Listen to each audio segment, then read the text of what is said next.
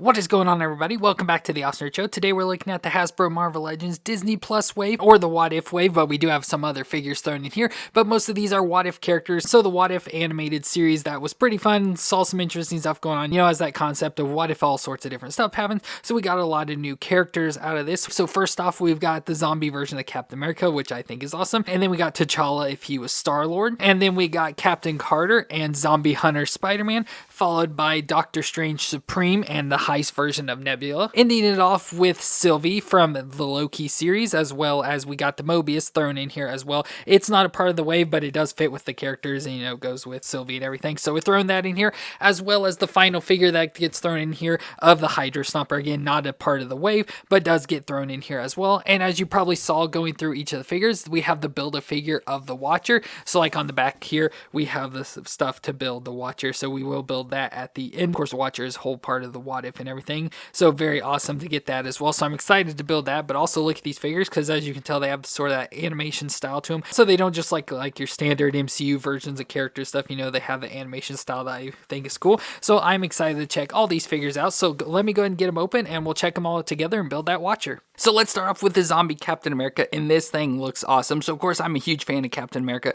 so I love this figure so much, but it's pretty awesome seeing him here in the zombie form. So we saw this from episode 5 of What If Zombies, and in this we see Hank Pym return from the quantum realm, being infected by Janet Van Dyne, and the virus spreads across America, and there's a whole bunch of zombies, I think in like San Francisco or something. So the Avengers respond, but they are overwhelmed by the amount of zombies, so all the Avengers get turned into zombies, including Captain America. And then we see him as a zombie here when all of our surviving Avengers are on a train, and he attacks the train, and he ends up infecting Peggy Carter, but gets killed by Bucky in the end. But looks pretty awesome here. Looks just like Captain America has that Captain America outfit, but I like the few changes. But he has the blue, of course, the star on his chest, the A on his head. I like how they're more of like a bronzish color or something here, like they have some darkness into them. Of course, the brown straps going into the back, and I love the midsection where it's got the the red and white stripes, but the white's been like changed to more of like an orange or some, could be like some of the blood infecting into the white or whatever, but I like that change. Belt around his waist, blue pants. Again, you can see some of the zombiness of like holes and everything in his skin. You can see through his legs, pretty gross there.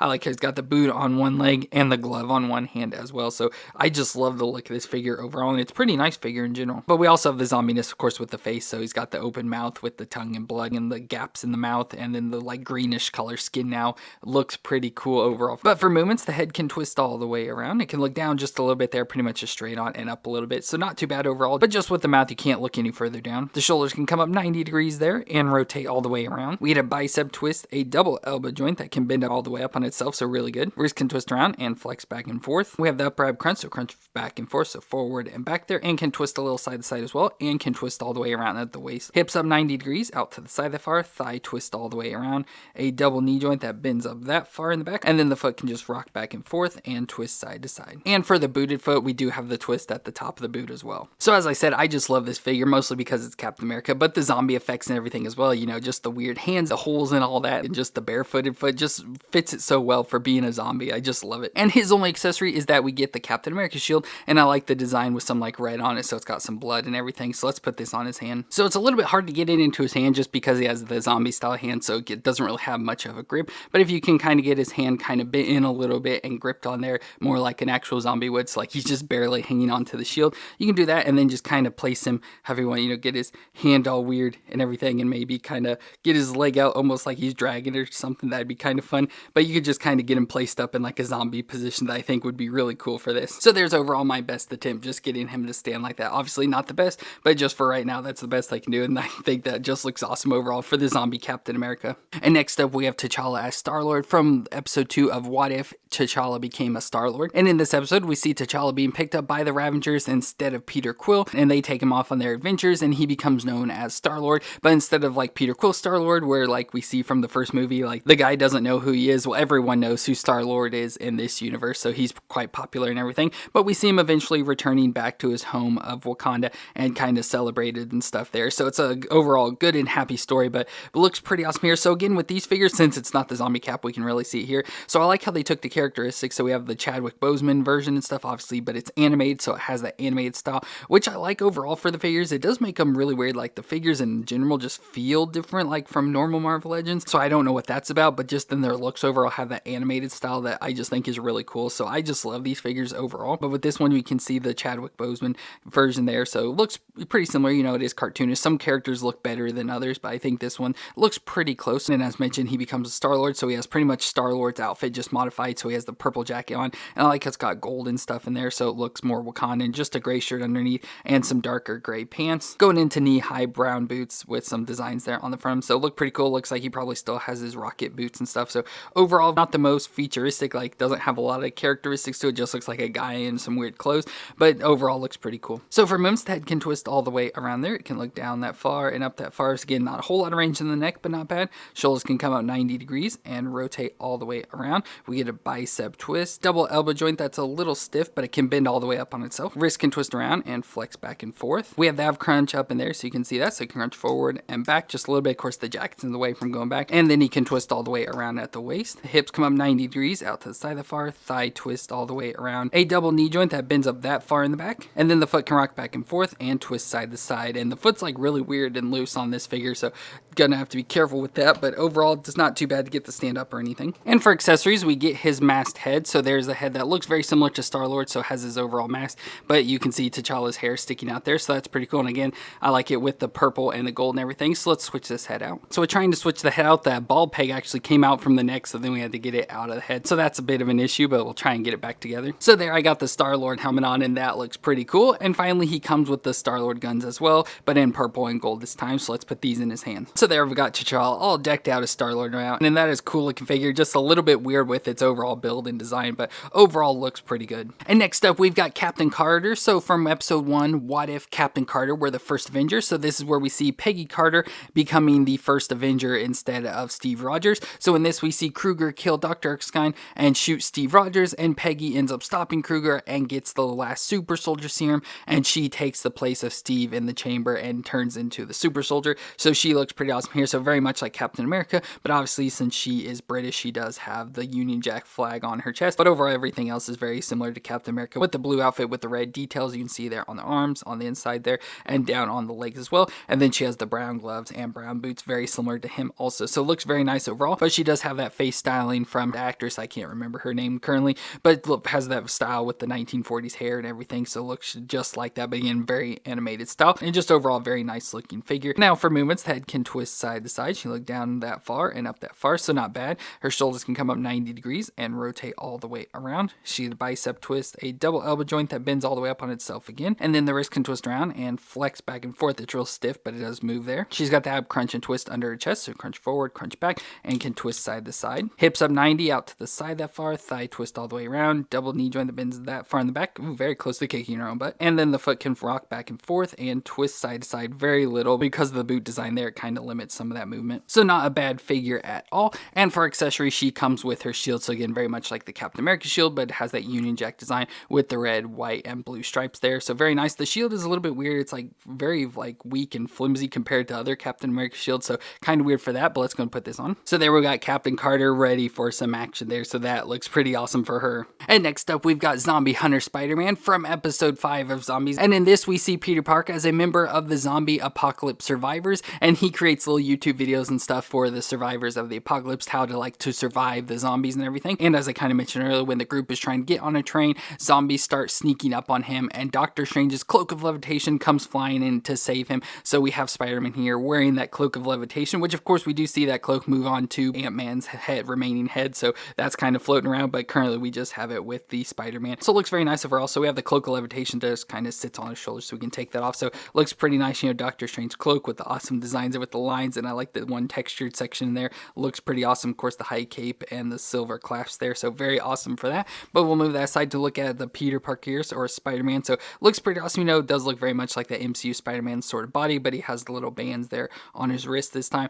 And the face, of course, doesn't look like Tom Holland or anything, but you know, it's just that animated style. But overall, does look pretty good in the blue and white Spider-Man outfit. So for movements, the head can twist all the way around. You can look down that far and up that far. So the best movement so so far. Shoulders up 90 degrees and rotate all the way around. We get the bicep twist, the double elbow joint that can bend up that far. Wrist can twist around and flex back and forth. We have the ab crunch that crunch forward and crunch back. Twist all the way around at the waist. Hips up 90 out to the side that far. Thigh twist all the way around. A double knee joint that bends that far in the back. And the foot flexes back and forth and can twist side to side. So overall seems pretty much like your standard Spider-Man, except he does have that abdomen section in there. And for accessories, besides the cape, we get the masthead, so we can switch this out. So there we've got full Spider-Man now, and then he also comes with some additional fist hands, so if you don't want to have the whip hands or anything, we have those. But I think overall the best look for him is the unmasked with the cape on to fit how he looked in the episode. And then we've got Doctor Strange Supreme from episode 4, What If Doctor Strange Lost His Heart instead of his hands. So in this episode we see Doctor Strange and Christine Palmer have their car wreck, and Christine ends up being killed, and he goes on to learn the mystic arts and acquire the Eye of Agamotto just like he does in the movie. But this time he uses the eye to reverse time to try and save Christine, but every time he does, she ends up dying anyways. And he learns that it's an absolute point in time, and he learns to be able to break the absolute points, he has to absorb the powers of many different life forms.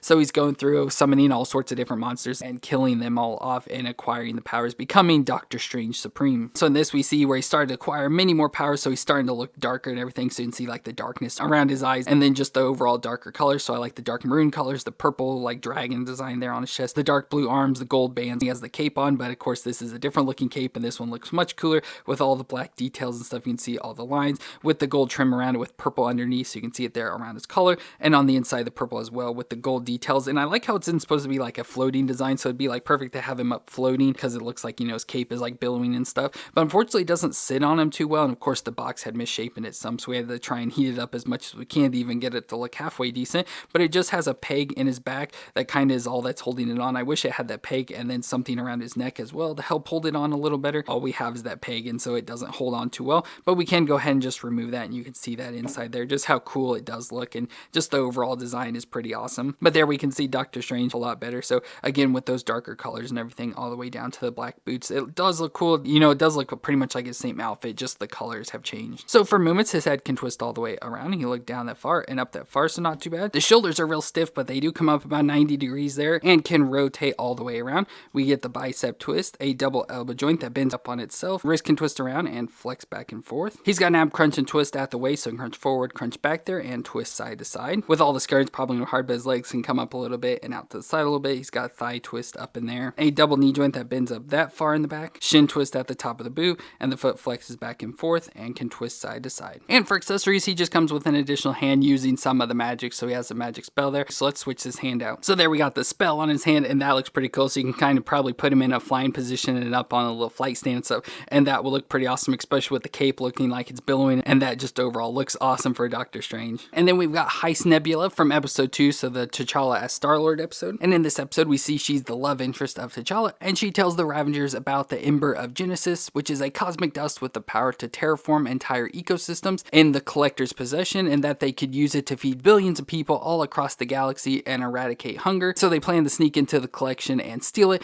and they plan to sell the orb, very similar to what we see in Guardians of the Galaxy. But the other Ravengers create a diversion with the Black Order outside, and they end up stealing the embers from his collection. So she looks pretty cool here. She has some of that Nebula look with like the outfit design and then the blue skin, but she doesn't have all the mix and matching pieces, because obviously in this we see Thanos is a good guy and everything, so she didn't get replaced with pieces and stuff. But like I said, overall the outfit design with the purple and the blue skin does match Nebula, but this time she has long blonde hair, which looks pretty nice, just overall, you know, very animated style hair there. So for movements, her head can twist all the way around. She looked down that far and up that far, so very little movements there because of her hair. Shoulders up 90 and rotate all the way around. We get the single elbow joint that bends 90 with the rotation. Wrist can twist around and flex back and forth. She has the ab crunch and twist right under her chest, so crunch forward, crunch back, and twist around in there. And then she twists around the waist as well. Hips up 90 out to the side of the far. Thigh twist all the way around. A double knee joint bends up that far in the back. She can kick her own butt. And then the foot can rock back and forth and twist side to side. So as I said, she's very easy to stand up, which is nice. And for accessories, she comes with a gun. So she has this weird futuristic gun,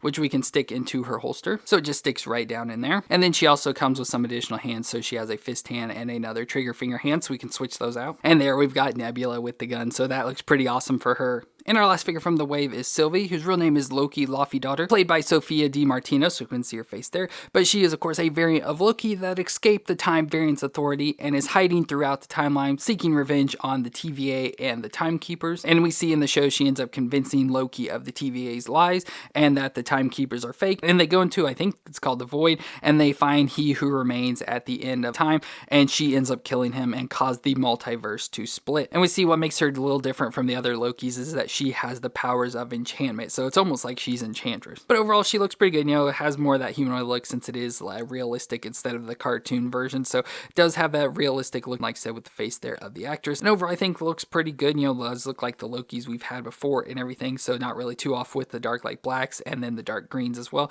with some lighter green in there. But we can see her face there, so she's got the long blonde hair, the Loki helmet on with the horns, but she's got the one horn missing. And it looks like she may have some paint issues there on the side of her eye, but overall, face doesn't look horrible. And then, like I said, her outfit, so she's got some of that dark blacks or greens with some gold and everything going on in there with the nice green cloak on over the top, all the way down to her feet. So for movements, the head can twist all the way around. She can look down that far and up that far, so not too bad. And with the cloak on, we do get some limitation in the movement, so you can take it off. It just slides right off. So there we can see her arms, so her shoulders can come up about 90 degrees there and rotate all the way around. We get the single elbow joint that bends 90 with the rotation. The wrist can twist around and flex back and forth. She's got the ab crunch and twist right under her chest, so crunch forward, crunch back there, and twist side to side. Hips up 90 out to the side of the far, thigh twist all the way around. A double knee joint that bends up that far in the back. She can kick her own butt. Shin twist at the top of the boot, and the foot flexes back and forth and twists side to side. So once again, not a bad female figure overall, especially with the bigger feet. So again, no issue standing at all. And then we can just put the cloak right back on her. And for accessories, she comes with some additional hands, so we just get two like grip style hands. And then she also comes with the sword that she uses in the show, so the nice green blade